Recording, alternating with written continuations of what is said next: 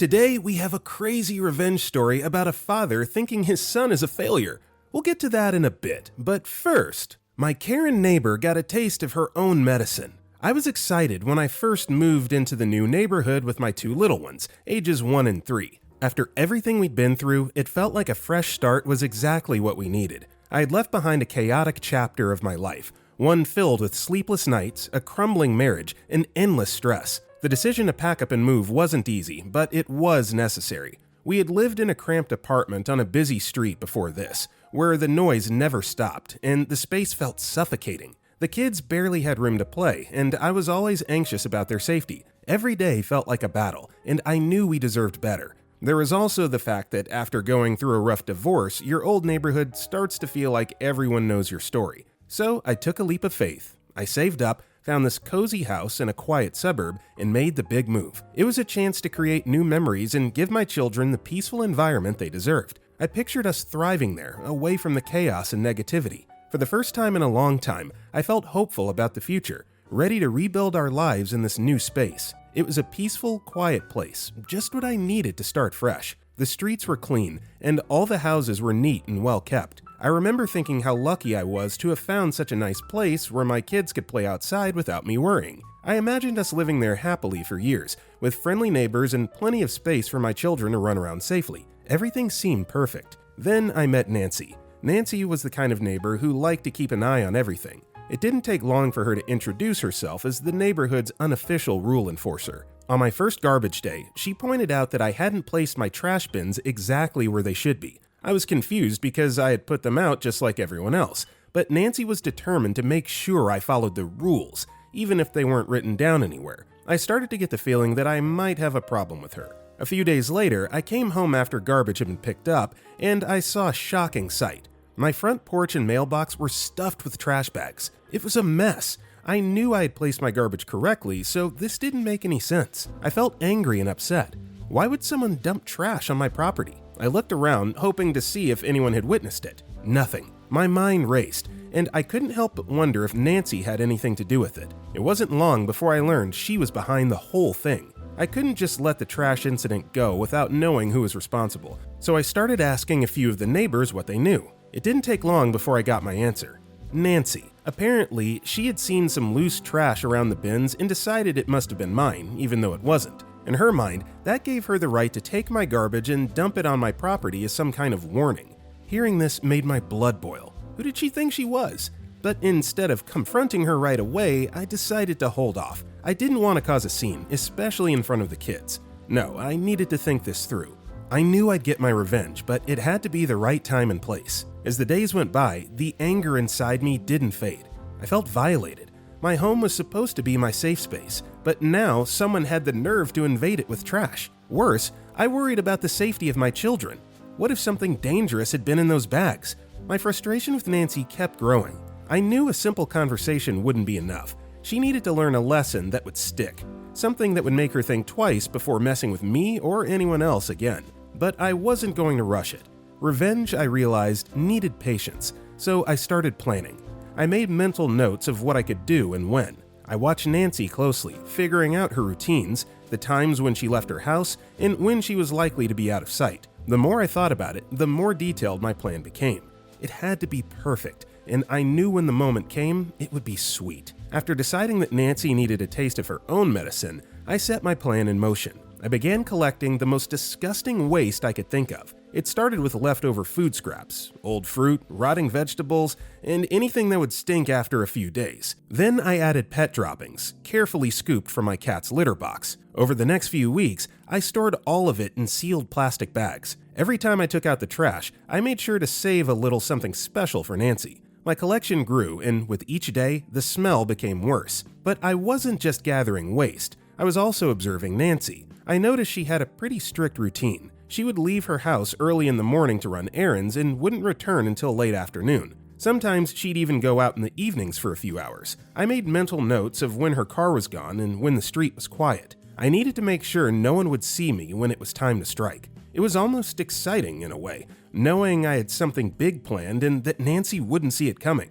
I just had to wait for the perfect moment. I spent weeks preparing. As I added to my collection of waste, I kept close watch over the neighborhood. The quiet rhythms of the street became second nature to me. There were times when I felt guilty for letting this vendetta consume so much of my energy, but every time I recalled the sight of those trash bags on my porch, that anger flared up again, reminding me why I needed to go through with this. Nancy had overstepped, and someone needed to bring her down a peg or two. One evening, as I was sitting on my porch, a neighbor named Karen stopped by for a chat. She had seen Nancy's behavior firsthand over the years and seemed to understand exactly what I was going through. Karen shared her stories of how Nancy had nitpicked at other neighbors, bossing them around and even calling the homeowners association to report minor infractions. She had a history of trying to control the street. Karen's stories only fueled my desire for payback.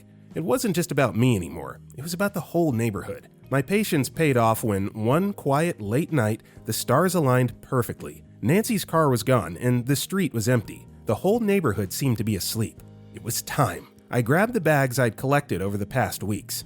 They were heavy and filled with the worst-smelling mess you could imagine. I carefully made my way across the street, keeping to the shadows so no one would see me. When I reached Nancy's house, I went to work quickly but carefully. I spread the waste everywhere. I emptied the bags all over her neatly trimmed front yard, making sure to cover her flower beds and walkway. I stuffed some of it into her mailbox, making sure it would be a nasty surprise when she opened it. Her car, which was always spotless, got a special treatment. I smeared the foul-smelling waste over the door handles, and the front door of her house got a good coating too. I wanted the smell to seep into every crack and crevice, so it would linger for days. By the time I finished, I couldn't help but feel a rush of satisfaction. Nancy was going to wake up to an absolute nightmare. I snuck back to my house and washed up, feeling more relieved than I had in weeks. Tomorrow, I'd watch from my window as Nancy dealt with the mess she'd caused, knowing that I'd finally given her a taste of her own medicine. The next morning, I was up early, eagerly awaiting the moment Nancy would step outside. From my window, I could see her front door slowly creak open. She stepped out, expecting to enjoy her perfectly clean yard,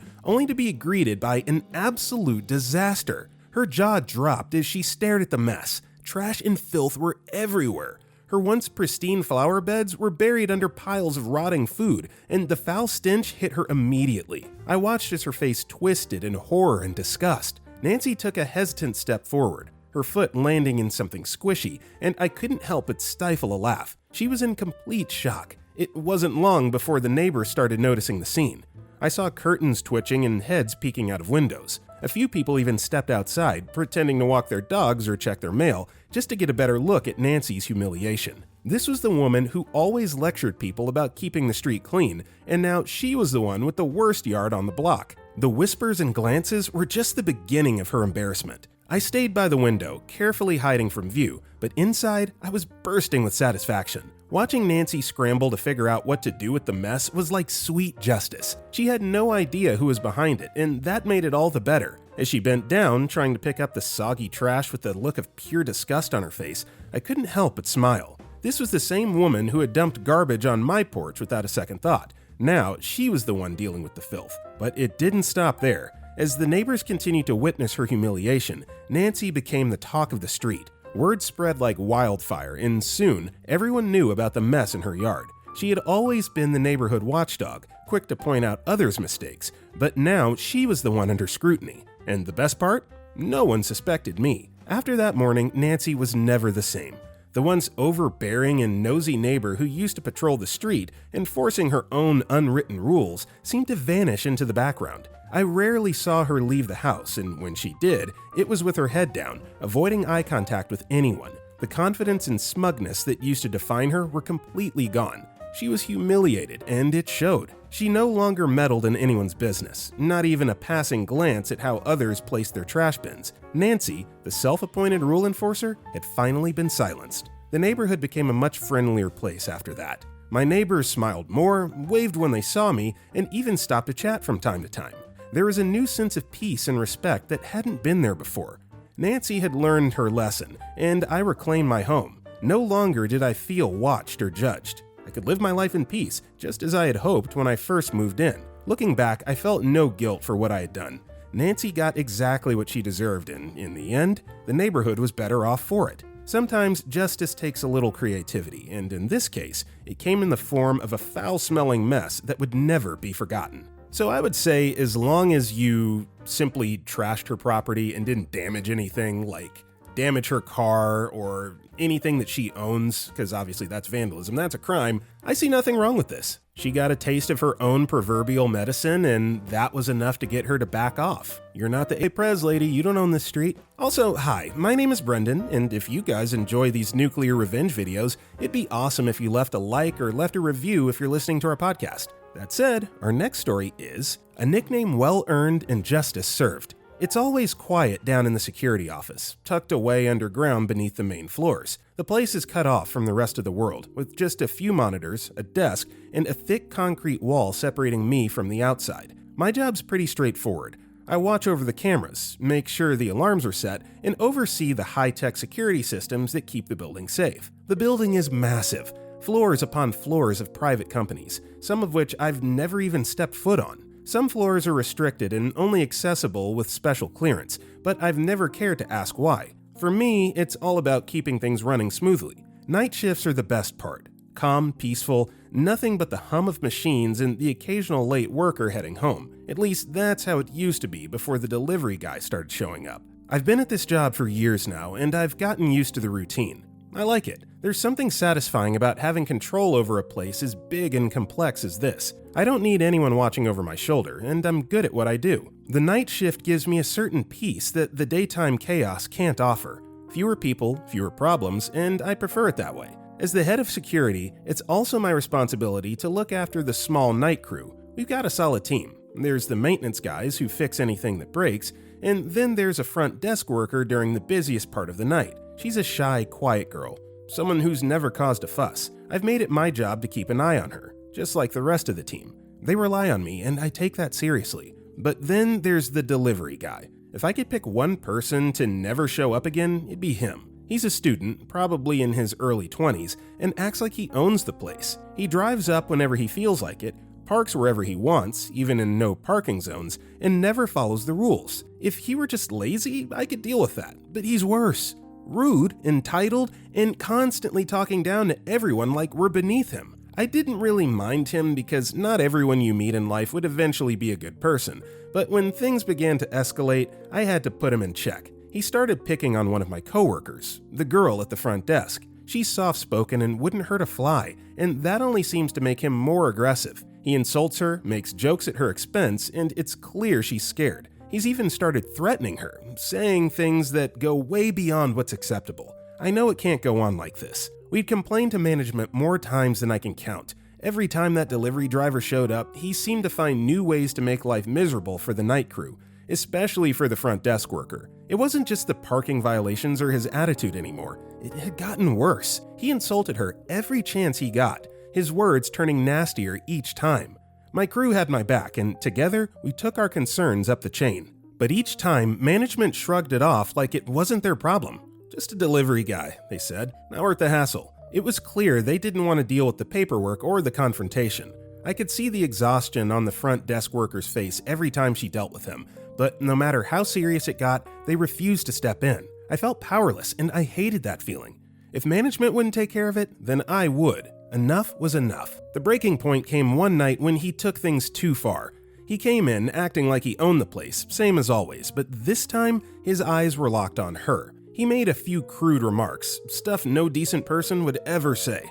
She looked terrified, her hands shaking as she tried to stay professional. But then he leaned in, lowering his voice, and said something that made my blood run cold. "I know where you live. Maybe I'll follow you home, just to make sure you're safe." That was it. That was the moment when I couldn't just stand by and watch. I stepped out from behind my desk and made my presence known, staring him down. He smirked like it was a joke, but I wasn't laughing. I told him to back off and made it clear he wasn't welcome here anymore. He tried to brush me off, but I wasn't playing games. After he finally left, I turned to my coworker. She was shaken, tears welling up in her eyes, and all I could do was promise her that he wouldn't hurt her. Not while I was around, but I knew words weren't enough. It was time to act. Later that night, I met up with the maintenance guys. They'd seen what had happened, and like me, they were fed up. We talked about how long this had been going on, how it was clear that management wouldn't lift a finger. So if we wanted this guy to learn a lesson, we'd have to take care of it ourselves. That's when the idea hit me. There was a special elevator in the building, a reinforced shaft designed for rescue operations. It was different from the others, with no windows, no cell signal, and a system that could be overridden by security.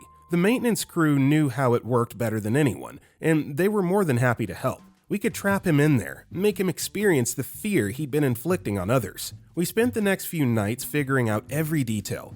We'd schedule maintenance on the cameras in that section, make sure no logs showed up about the elevator's malfunction, and plan for just the right time. The guys were loyal, and they trusted me to lead this. I knew it wasn't exactly by the book, but sometimes doing the right thing means bending the rules. This guy was about to get a taste of his own medicine. It was all set. The next Monday morning was when things would go down.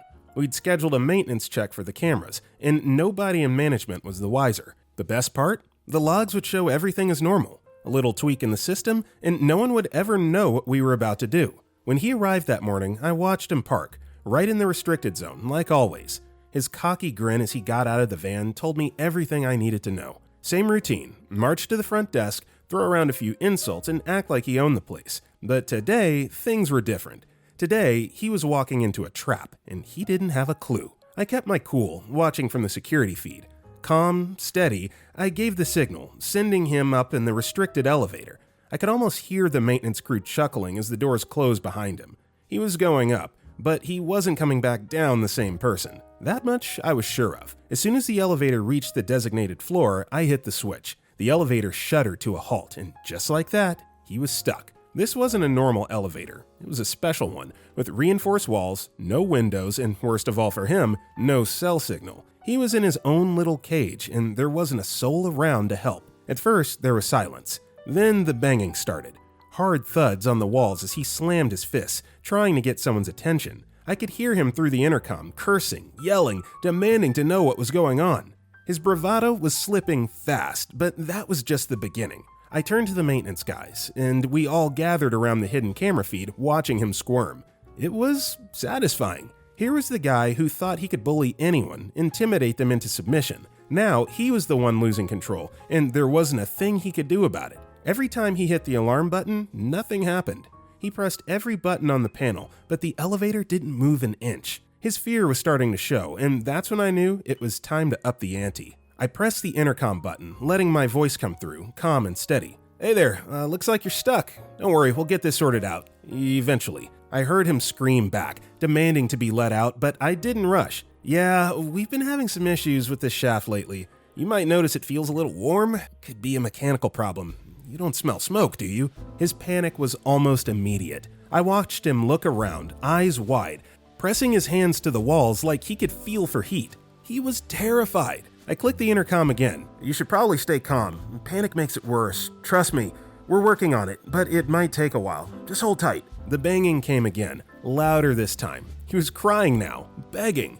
His tough guy act was long gone. Please, let me out. I'm sorry, okay? I'll never come back. Just get me out." The satisfaction in that moment was unreal. The guy who had tormented us, threatened us, was finally experiencing what it felt like to be helpless. He was trapped and he knew it.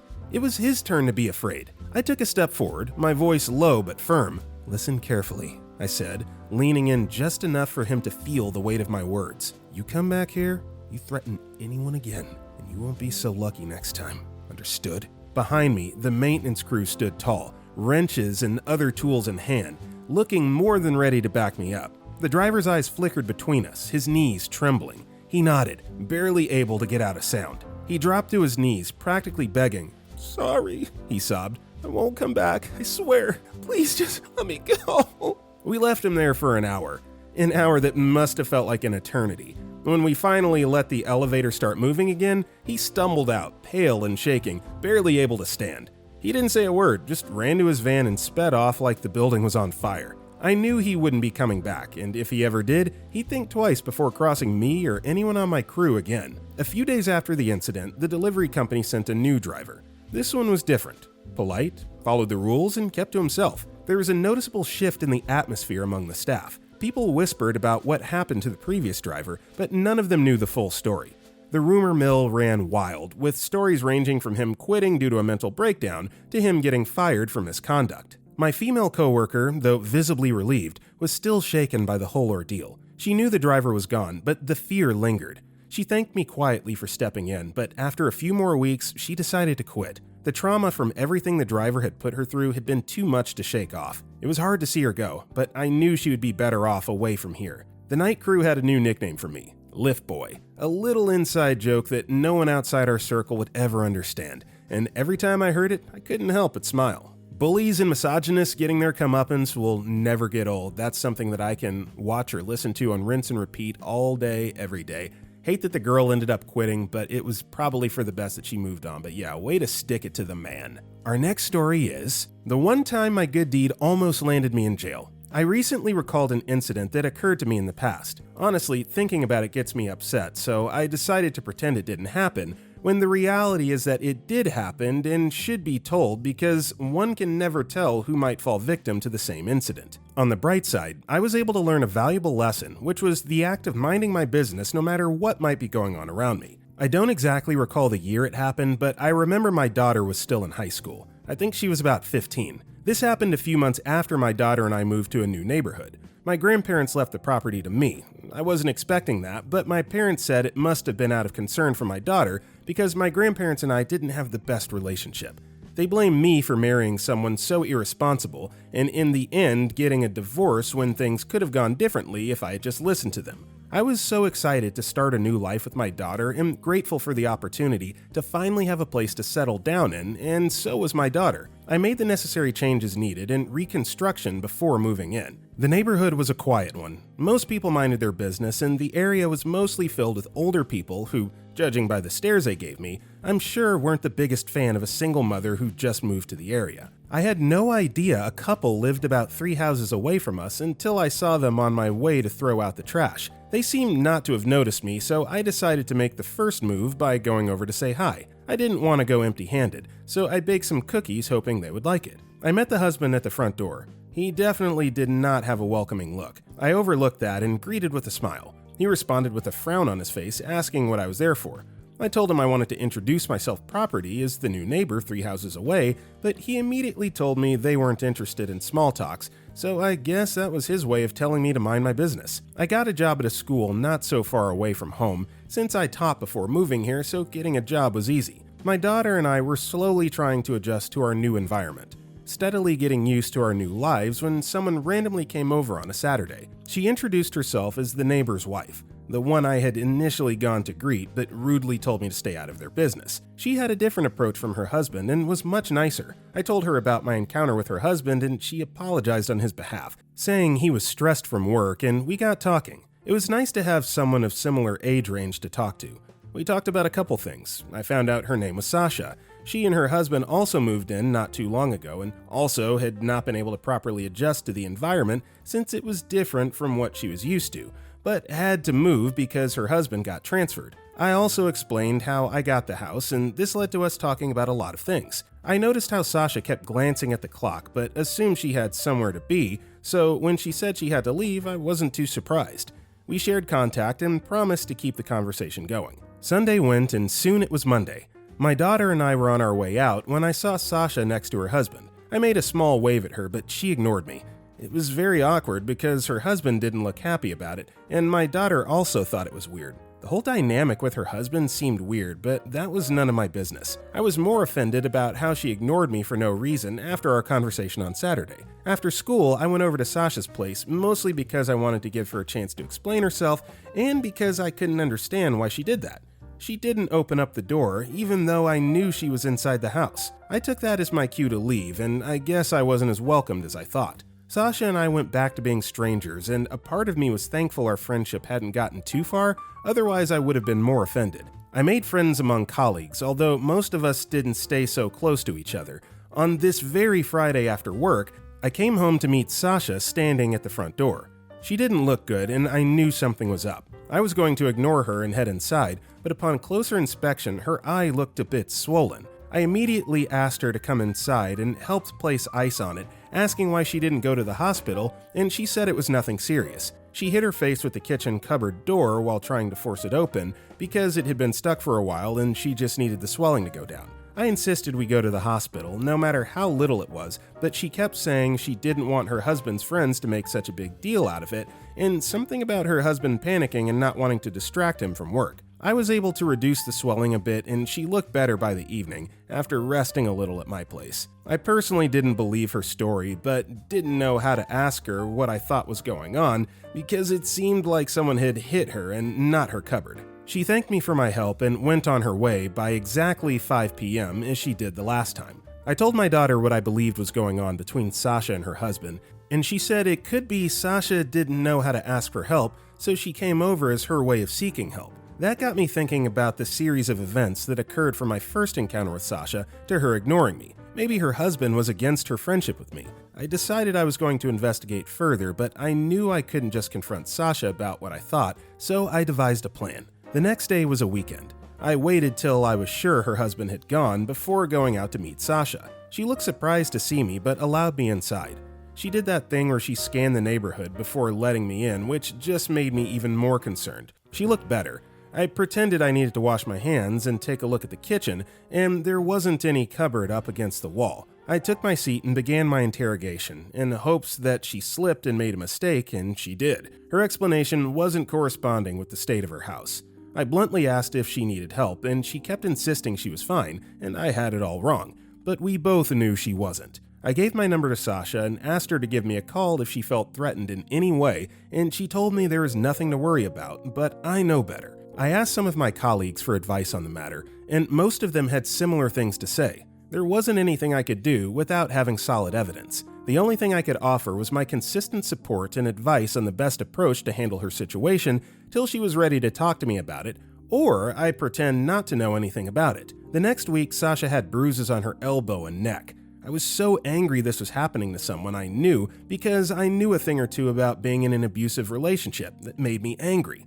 I sent a message to her telling her I was here if she needed someone to talk to, and she didn't reply, but I knew she read my messages. I made sure I was consistent but not too persistent, in a way that made her feel uncomfortable, and one day she came over to talk. Honestly, it was a lot to take in. I had no idea why she endured such abuse and disrespect from her husband for so long, but a part of me understood where she was coming from as a victim of being in an abusive relationship. I opened up about my past experience with my ex-husband and how I was too scared to say a thing to anyone, but ended up doing what was right for me in the end, and this made Sasha more confident, enough to do something. We both brainstormed on the best way to get her husband caught in his act and have him reported with proof of his actions. I suggested she gets a camera and place it at a perfect spot. She liked the idea but was scared of getting caught, so I told her it was better than doing nothing. I helped out with the plan. We went shopping for a camera together and even found the perfect spot to hide it, but things took a different turn on the next day. During the evening, my daughter and I were on our way back from the movies when I heard Sasha's husband's voice,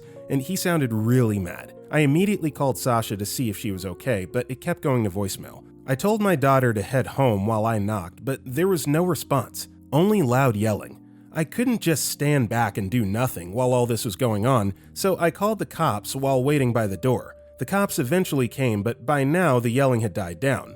They knocked on the door and Sasha's husband came out looking surprised. The cops asked Sasha and her husband a couple of questions, which only her husband responded to. I could see Sasha was too scared to say something, so I decided to talk. Sasha's husband kept denying the accusations, while Sasha just stood there looking confused. Sasha and her husband were taken to the station for further questioning, while I went back home. I was so worried about Sasha, I couldn't sleep. I wanted to know the outcome of things, but it turns out I should have been more worried about myself, because the next day, Sasha's husband was already at my front door, warning me to stay out of their lives. I went to the station to ask what had happened, and according to them, Sasha didn't have allegations against her husband. She said they were fine, and I was just being a nosy neighbor. I couldn't blame her. She must have been too scared to say something. I understood where she was coming from. I decided to follow Sasha's husband's advice and stay out of their business because I didn't want to get Sasha into more trouble than she already was, and it actually wasn't my place to accuse her husband if she wasn't ready to talk. I was just looking out for a friend like any sane person would, but it turns out that could also be used against me because about 3 days later at my place of work, I saw the cops waiting to take me to the station for questioning. I actually thought my daughter had got herself into trouble, but it turned out that Sasha was suing me for falsely accusing her husband and a bunch of other things I didn't even know exist in the law. Suddenly, I found myself in a situation I never thought I would be in. I had to get a lawyer, and the odds weren't in my favor because somehow things kept escalating and the case was becoming more and more serious with the amount of things Sasha accused me of. I've never been so shocked in my life.